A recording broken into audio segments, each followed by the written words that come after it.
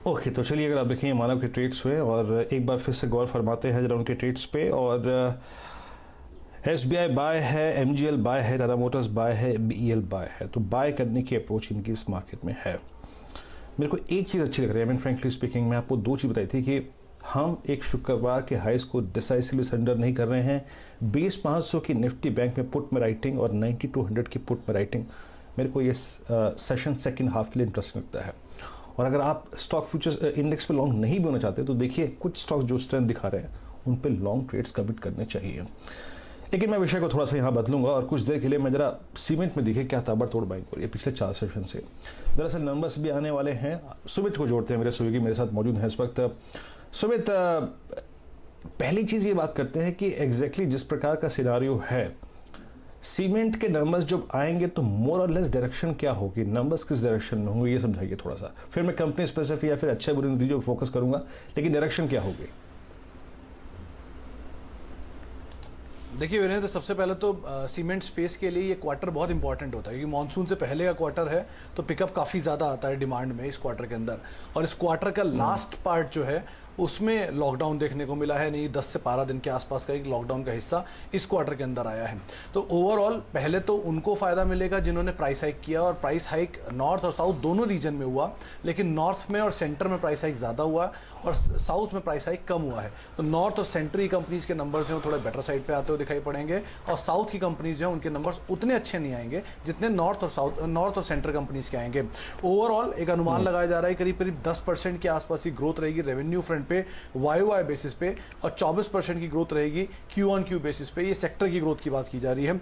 और जो EBITDA है या रियलाइजेशन है वो करीब करीब 5% बढ़ने का अनुमान है वाई बेसिस पे, और 3-3.5% बढ़ सकता है सीक्वेंशियल बेसिस पर। प्राइस हाइक के हिसाब से अलग अलग कंपनीज परफॉर्म करते हुए दिखाई पड़ेंगी। 2-3 चीज़ें और इंपॉर्टेंट है कि 23 तारीख से या फिर 20 तारीख से ही कुछ प्लांट्स के शटडाउन हुए हैं, तो थोड़ा सा इंपैक्ट उनका वॉल्यूम्स के ऊपर जरूर आता हुआ दिखाई पड़ेगा। लास्ट के 10 दिनों का जो इंपैक्ट है वो आता हुआ दिखाई पड़ेगा, और ओवरऑल जो डिसरप्शंस हैं उनका इंपैक्ट नंबर्स के ऊपर जरूर रहेगा।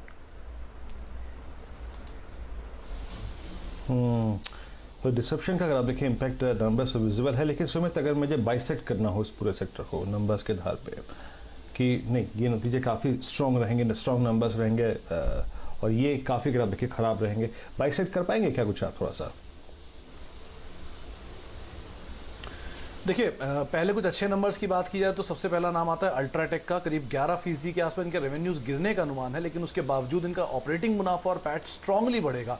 ऑपरेटिंग मुनाफा करीब 9% और पैट 9% बढ़ेगा वाई बेसिस पे, जबकि सीक्वेंशियली ये 30% से ज़्यादा का जंप दिखा सकता है।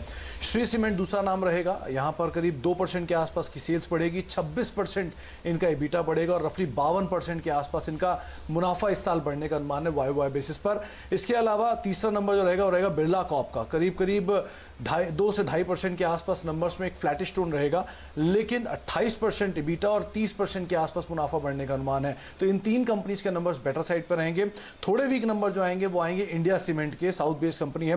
13% के आसपास इनकी सेल्स गिरने का अनुमान है, 50% के आसपास EBITDA में इंपैक्ट आएगा, और 19 से 20% इनका मुनाफा डिक्लाइन दिखा सकता है वाई बेसिस पर। और रैमको सीमेंट दूसरा नाम है, ये भी साउथ बेस्ड है। 15% के आसपास डिक्लाइन रह सकता है सेल्स में, EBITDA 26%, और 38% के आसपास इनका मुनाफा गिरने का अनुमान है। तो रैमको और इंडिया सीमेंट के वीक साइड पे नंबर रहेंगे। अल्ट्राटेक, श्री सीमेंट और बिरला कॉर्प इनके नंबर्स वाई और सीक्वेंशियली दोनों ही हिसाब से बेहतर आने का अनुमान है। ओके, शुक्रिया सुमित इस पूरे सेक्टर में नंबर्स कैसे रहेंगे समझाने के लिए, ट्रेंड क्या रहेगा और थोड़ा सा सेक्टर को आपने बाइसेक्ट भी किया। शुक्रिया सुमित इस पूरी जानकारी के लिए। निफ्टी आप देखें जिस रेंज में हमने इस कार्यक्रम की शुरुआत की थी और वहाँ से लेके अब तक लगभग 40-45 पॉइंट का पुल बैक ले चुका है। डॉक्टर साहब, एक थॉट मेरे जहन में आ रहा है, 9500 की कॉल लेके आइए विद स्टॉप लॉस ऑफ 9180, 9160। क्या इस सोच पे हम काम कर सकते हैं? प्लीज़ जरा प्रीमियम दिखाएंगे उसका क्या है? उसका प्रीमियम अभी कोट हो रहा है स्क्रीन पर 9500 की कॉल का नहीं है, 9500 की कॉल का 52 रुपये 53 रुपये के आसपास ट्रेड कर रहा है। तो इस पर भी आप काम कर सकते हैं थोड़ा सा संभल के, अगर आप ट्रेड संभाल सकते हैं तो, क्योंकि 9240, 9250 as per the option support of that put option हमें 9200 इंपॉर्टेंट लगता है। खैर, एक ब्रेक का वक्त है और जब ब्रेक के बाद लौटेंगे तो बात करेंगे आज के ऑप्शन के बारे में। ये 53.75 पे ट्रेड करती हुई कॉल ऑप्शन 53.75 का भाव आपकी स्क्रीन पे है इस वक्त। आज का ऑप्शन जैसे कि मैंने कहा कि देखिए हमने लास्ट सेशन में टीवीएस लिया था, सेशन बहुत डिफिकल्ट था लेकिन क्या मूव देखे गया उस दिन भी, क्लोजिंग तक भी और आज सुबह भी। ठीक ऐसा ही एक स्टॉक जो कि इस टर्बुलेंस वाले बाजार में भी स्ट्रॉन्ग है, स्टेबल है और आज अपने 50 डेमा को टेस्ट कर रहा है। एक ऐसा स्टॉक लेके आऊँगा छोटे से ब्रेक के बाद फ्यूचर एक्सप्रेस में।